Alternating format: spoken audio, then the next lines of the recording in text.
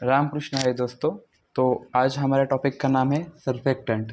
तो मोटा मोटा बताया जाए तो सर्फेक्टेंट एक कोलिन होता है जो कि हमारे लंग्स में सर्फेक्टेंशन को कम कर देगा ताकि ब्रीदिंग के टाइम पे कोई कॉम्प्लिकेशन ना आए, हमारा लंग्स एक्सेसिव प्रेशर के कारण कोलैप्स ना हो जाए, एक्सेसिव टेंशन के कारण कोलैप्स ना हो जाए। तो सर्फेक्टेंट गेस्टेशन पीरियड के बाद 25 वीक्स में अपीयर हो जाएगा। ये बनता है DPPC, मतलब डाइपाल्मिटॉल फॉस्फेटिडाइल कोलिन। ये one of the important question है फॉर द वाइवा में ये क्वेश्चन अक्सर पूछा जाता है। और ये प्रोड्यूस करने का काम करता है हमारा ग्रैन्युलर न्यूमोसाइट्स टाइप 2 सेल्स, और ये रिमूव होता है बाय द पैम्प सेल्स, मतलब पल्मोनरी एल्वुलर मैक्रोफेजेस। अभी रिमूव करने की क्या ज़रूरत है? तो बहुत बार जो हमारा सर्फेक्टेंट है ये एक्सेस अमाउंट में बन जाता है, जिसकी वजह से सर्फेक्टेंशन कुछ ज़्यादा ही कम हो जाता है, जिसकी वजह से ब्रीदिंग में कॉम्प्लिकेशंस आती है। इसलिए हमें इसे एक प्रॉपर अमाउंट में मेंटेन रखना बहुत इंपॉर्टेंट है, इसलिए पैम्स इसमें इम्पॉर्टेंट है। एक्शन, तो ये क्या करेगा?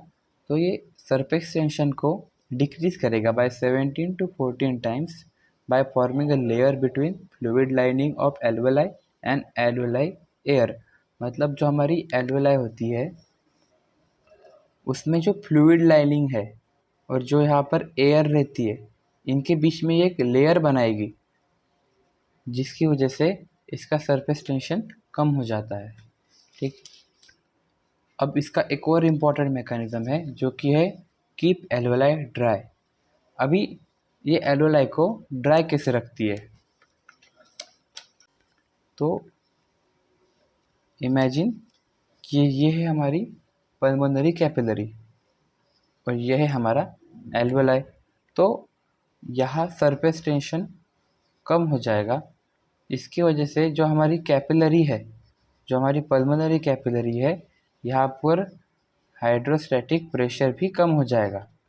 और हमें पता है कि फ्लूइड जो है ये high pressure to low pressure flow करता है।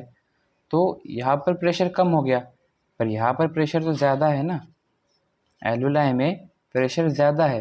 तो यहाँ का जो सारा फ्लूइड है, ये सारा फ्लूइड ऊपर पुल हो जाएगा इनटू द पल्मोनरी कैपिलरी। इसकी वजह से जो हमारा एल्वुलाई है ये और भी ज़्यादा ड्राई हो जाएगा। एंड दैट्स द रीज़न कि सरफेस टेंशन क्यों एल्वेलाई को ड्राई कर देता है। तो यहाँ पर देखिए, मैं पल्मोनरी कैपिलरी में हाइड्रोस्टैटिक प्रेशर कम हो जाता है, जिसकी वजह से जो हमारा फ्लूइड है ये पुल हो जाता है from alveoli to pulmonary capillary, which keeps alveoli dry. Okay. अब फैक्टर्स इंक्रीजिंग एंड डिक्रीजिंग। तो इंक्रीज कब होंगे? थायराइड हार्मोन जब इंक्रीज़ होगा तो हमारा सर्फेक्टेंट भी इंक्रीज़ हो जाएगा। उसके बाद ग्लूकोकॉर्टिकॉइड जो कि हमारे सर्फेक्टेंट को मैच्योर बनाएगा, जिसकी वजह से ये और अच्छे से वर्क करेगा। डिक्रीज़ कैसे होगा? तो स्मोकिंग की वजह से, सिगरेट की कंजम्पशन की वजह से, और कटिंग ऑफ बोथ वेगाए। साथ ही साथ अगर डिफिशेंसी होगी, डिफिशेंसी किसकी वजह से होगी?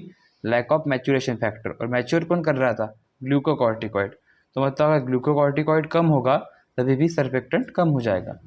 अभी इसमें एक इम्पॉर्टेंट अप्लाइड आता है जो कि है IRDS, infant respiratory distress syndrome. तो इसे नाम से ही पता चल रहा है कि ये इन्फेंट्स में हो रहा है। तो इसमें क्या होगा? इन्फेंट्स जो होते हैं ये इमेच्योर होते हैं, इनका जो सर्फेक्टेंट है ये इमेच्योर होता है। इसकी वजह से सर्फेक्टेंट काम भी अच्छे से नहीं कर पाता, तो सर्फेक्टेंट कम एक्टिव होता है, कम फंक्शन करता है, जिसकी वजह से जो हमारा सरफेस टेंशन है ये बहुत ज़्यादा इंक्रीज़ हो जाता है। और इसके कारण जब भी बेबी ब्रीथ करेगा तब उसका लंग्स जो है कोलैप्स कर देगा, जो कि अल्टीमेटली लीड करेगा डेथ को। तो ये था हमारा सरफेस टेंशन। नोट्स की चिंता आप मत कीजिए, नोट्स के लिए मुझे ईमेल कर देना। सर्फेक्टेंट में ज़्यादा ध्यान देना इस नाम के लिए। सर्फेक्टेंट का अगर आपका क्वेश्चन आएगा तो आपको कुछ चीज़ें मस्ट लिखनी है, जैसे कि इसका नाम, ये किससे बनता है, इसका नाम, कौन सा सेल इसे बनाता है, कौन सा सेल इसे रिमूव करता है। ये एक इम्पॉर्टेंट चीज़ है, ये बेसिक है।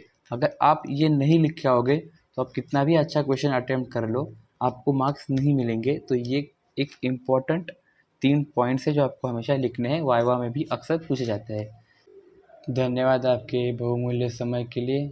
मैं यही गुजारिश करूँगा कि आप हमेशा स्वस्थ रहें और आपके चाहने वाले हमेशा खुश रहें।